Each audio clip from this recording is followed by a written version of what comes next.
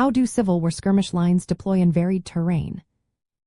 Imagine soldiers lining up in the chaos of battle, but how they spread out depends a lot on where they are.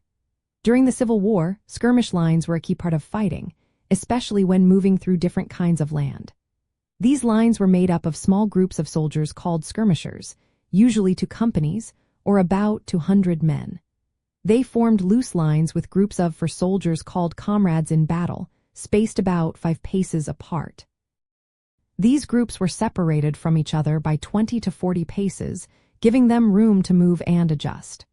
The main goal was to cover a wide area, stay flexible, and avoid being easy targets.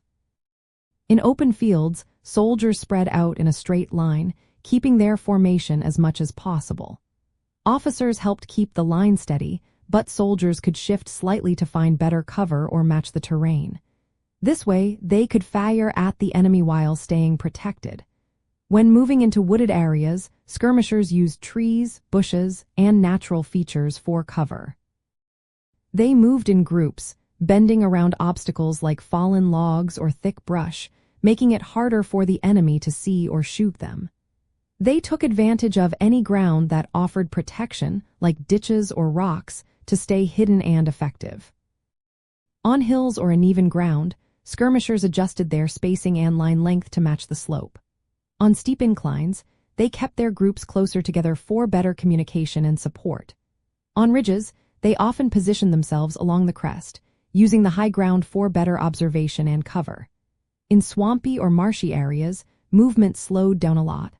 Soldiers stayed on firmer ground or paths and moved carefully to avoid getting stuck. Because cover was scarce, they relied more on concealment and stealth, staying low and quiet. Skirmishers also protected the flanks or acted as a rear guard during retreats. They would deploy to the sides or behind the main force, using terrain features to block enemy advances or slow pursuit. A support unit, usually a company, was positioned about 150 yards behind the skirmish line. This group could supply ammunition, help tired soldiers, or serve as a rally point if the line had to fall back. The main force or reserve was kept about 400 yards behind, ready to move forward if needed. Skirmishers could fight from any position, standing, kneeling, or lying down, and could duck behind cover as needed. Bugle calls helped coordinate their movements, especially when visibility was poor or terrain made communication difficult. So, in the Civil War, how soldiers deployed their skirmish lines depended a lot on the terrain. They used cover, adjusted their spacing, and stayed flexible to keep fighting effectively.